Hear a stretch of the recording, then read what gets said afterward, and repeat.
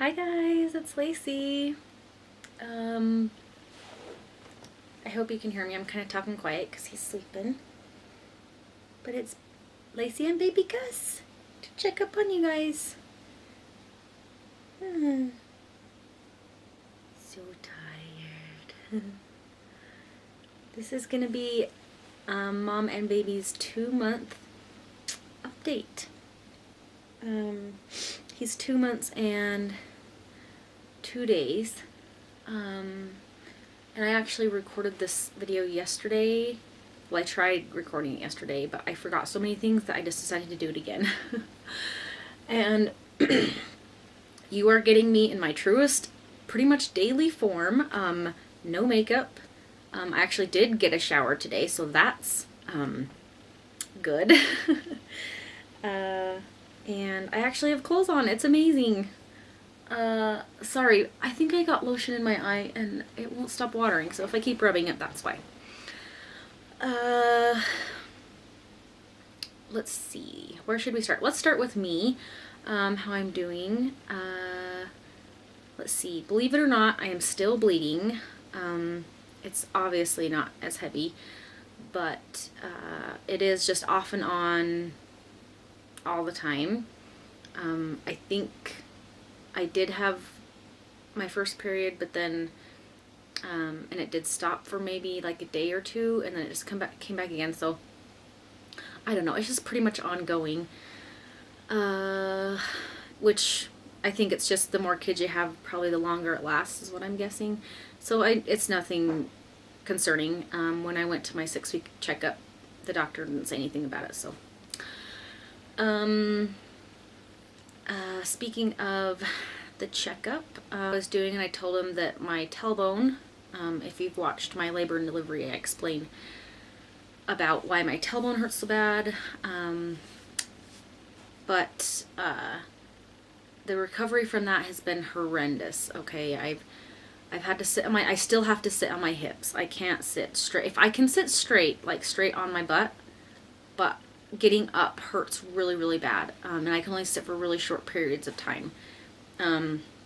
Standing for too long hurts. Driving in the car is really hard because I have to sit on my hips and try to push the pedal at the same time. It's not very fun. It's obviously not as bad as it was like the week I got home from the hospital, but it's still driving me crazy. Let's see. So, yeah, so I told him about that it was still bothering me, and I asked him if it did break, and he said he wasn't able to feel a break, but, I mean, he wouldn't be able to confirm that without an x-ray. So he wanted me to go to an orthopedic surgeon to have him double check that everything was healing properly and nothing was displaced or anything. So I went to the orthopedic surgeon, and they did an x-ray. And most people's tailbones, if I can show you, are like this. Mine is like this. So it's literally right in the way. I had them print me out copy me a disc of my images of my tailbone. And when I got home, I wanted to show James the pictures, and they're not on there. Like, she didn't copy it right or something. The nurse didn't. So they weren't on there, but oh well. I got to see him, so it was kind of cool to see how bad it was. And you could see on the x-ray one of the bones where there was some damage. You couldn't, the surgeon couldn't tell if it had been broken, but he could tell that there had been some damage to it. And so that would explain everything. And there's nothing they really can do for a tailbone, and I already knew that. He just gave me some different anti-inflammatories to try, which I haven't, just because, I don't know. I just don't really take medication if I don't really have to, but, gave me those, and he said I can try a cortisone shot, but I can't do it yet unless we know that, because we're assuming that it broke, and I can't do cortisone until the break is completely healed. And I'm 9 weeks out, so technically the bone would be healed, but he wanted me to wait 3 to 4 more weeks just to see if the pain still is bad. If it is, then I could do a cortisone shot if I so choose. But so far, I don't want to. So yeah, that was fun. He had to actually press on, he had me lay on my stomach and he pressed on it with his finger, and oh my gosh, that was tender. Ugh, I did not like that. But yeah, so that's where we're at with that. That's not going to be very fun when we have our next child. It's probably going to be, the healing will probably be even worse, so I'm not looking forward to that. And for those of you that watched my very first video, I think I mentioned in there that I've had endometriosis for, oh my gosh, is it like 11 years or something? Yeah, 11 years. Almost 12. Holy cow. Almost 12 years. And if you don't know what it is, it's basically the lining of your, in your uterus, it grows on the outside and inside your body. It can grow on other organs. It grows on the outside of the uterus. It can grow on, like I said, on other organs, and it just kind of leaves lesions.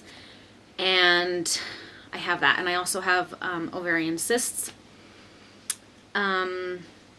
So yeah, that's been super fun all these years. But when you're pregnant, you don't have endometriosis, basically, because you're not having the thickening of the wall and the shedding of the wall, having a period, which is basically what's causing it all. So it's nice while I'm pregnant, I completely forget I even have it, and I don't have any pain or anything. But it always comes back after I have my babies. But I'm finding out the hard way that the more babies I have, the sooner the pain comes back.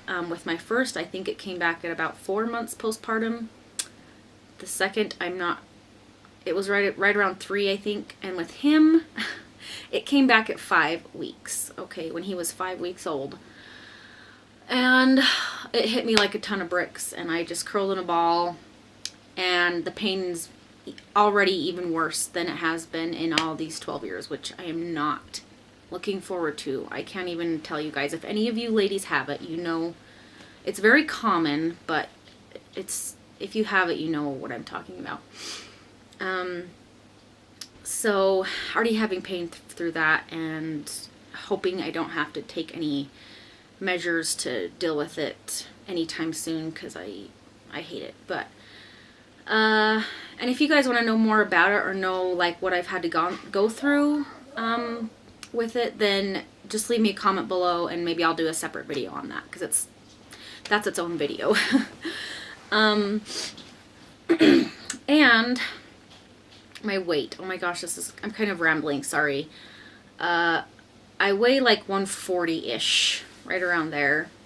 I've been trying to run every day, just on the treadmill, trying to work out. I've been doing pretty good almost every day since the last week. You know, just trying to squeeze that in there when I have time.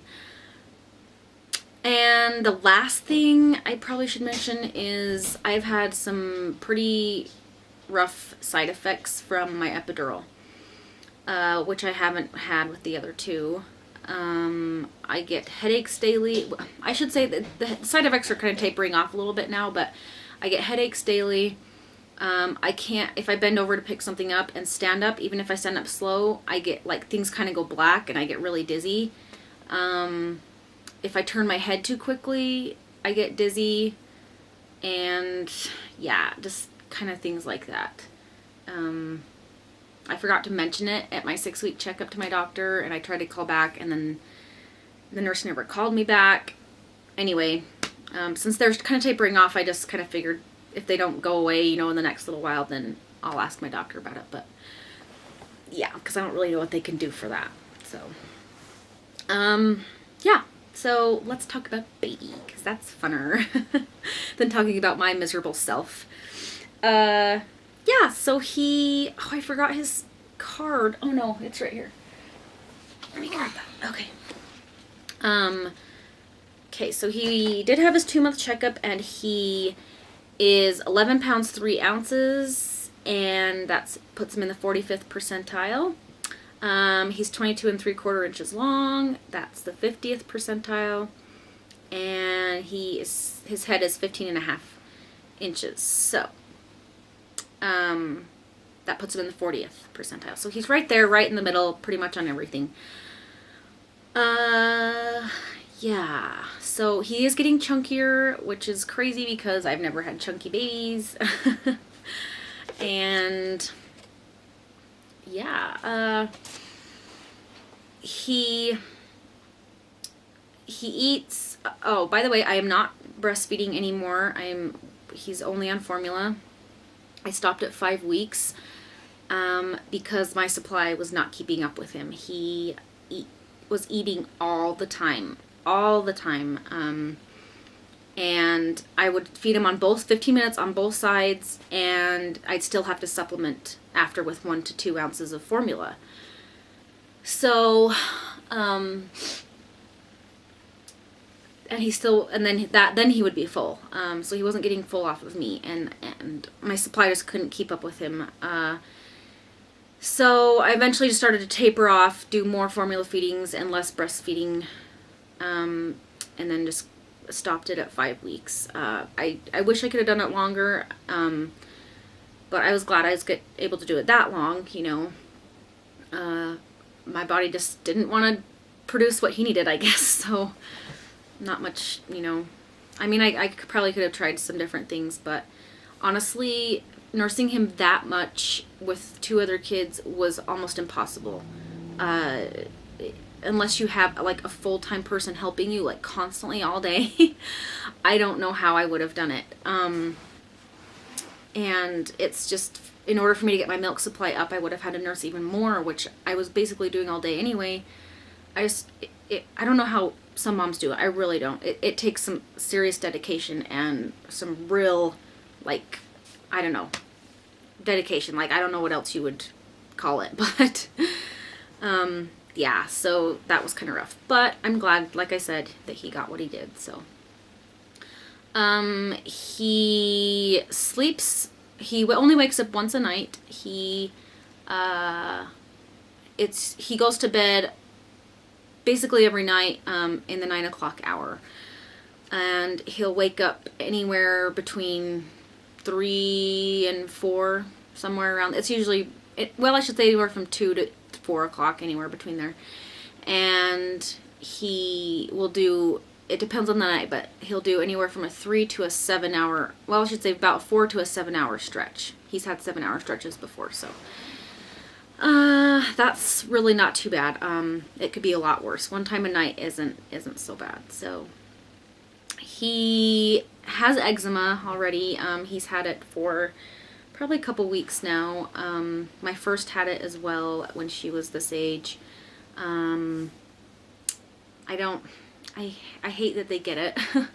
My second didn't, but, I don't know. I just hate it because it is a daily maintenance. Like, you constantly all day you have to maintain it from getting so itchy and inflamed, and if you can keep a daily maintenance on it, then for my kids anyway, like it goes away for a while. It might flare up every once in a while, but it doesn't stay all day every day like it is right now for him. Anyway, so I'm sorry. I'm just trying to. This is also a journal for me, so I'm just trying to fit everything in there that I've thought of. So I'm sorry if this is long. You don't have to watch the whole thing, but it's for my benefit too. So he loves his baths. If you guys watch my baby bath review, that's what he takes his baths in, and he absolutely loves the thing. He can sit up in it by himself. Because he pushes against the front of it with his feet and pushes it on his back. Of course, I keep my hand, by his neck and just under his chin so he doesn't like flop forward, but he does really well because he holds his head really, really well. I'm not saying all babies would be able to do that at that age in that type of bath, but he is able to, so that's fun. He really, really likes it. He can tell, I think this is funny, he can tell when a woman is holding him and when a man's holding him. If a man's holding him, he just starts like squirming and grunting and like just fussy. But when a woman's holding him, he can tell. Like, 'cause I don't know if it's the boobs or what, the smell, I don't know what it is. But he can tell, and he's just like, just cuddly with a woman. It's kind of funny. I think that's all for him. He's been sleeping a lot today. This is like his, I don't know, like third or fourth nap, and I think it's just like 1:30 or something. He must be having a growth spurt. So, I don't know if I said this, but he was drinking 5 ounces up until like yesterday, because he must have been going through a growth spurt. But now I backed him down to 4 ounces, because he started spitting up a little bit more. So we backed him down to 4, and he seems to be doing fine with that. Yeah, I think that's all for baby. I'll show you baby. I can get this without waking him up. Sorry. Oh, he's so tired. He's so sleepy, buddy. Yeah. I love him so much. Boys are so fun, I have to say. Sorry guys, let me fix this. Okay. Yeah, boys are really fun, and they're very different already. Even though I can't really tell what his personality is like for sure. Just him being a boy in general he's very different. I guess the only other thing I was going to mention was being a mom of 3.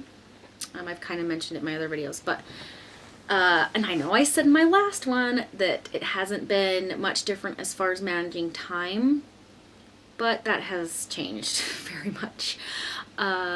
Probably because the last video I had my sister visiting for 3 weeks, and she was helping me do anything I needed.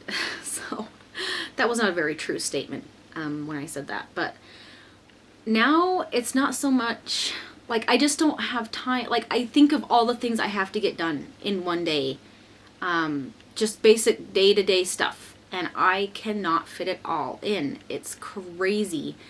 There's just so much stuff, and I try to at least knock a few off of my list each day, but it always seems to just add 1 more or 2 more the next day. You know, it's just, I can never get caught up, which would have really bothered me had I only had 1 kid, but it's just, the more kids I have, the less I stress about things, and the more I just kind of let things roll off my back, and I just don't let the small things bother me as much. I should say as much. I mean, I still do a little bit, but not nearly as much as I did in the beginning.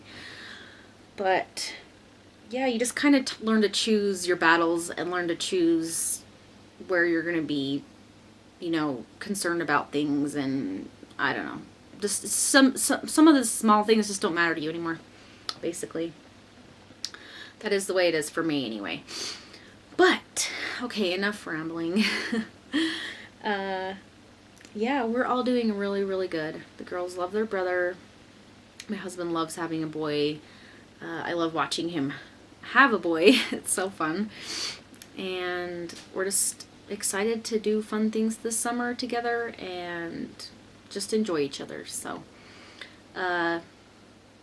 we will just talk to you guys on the next one. Okay, bye.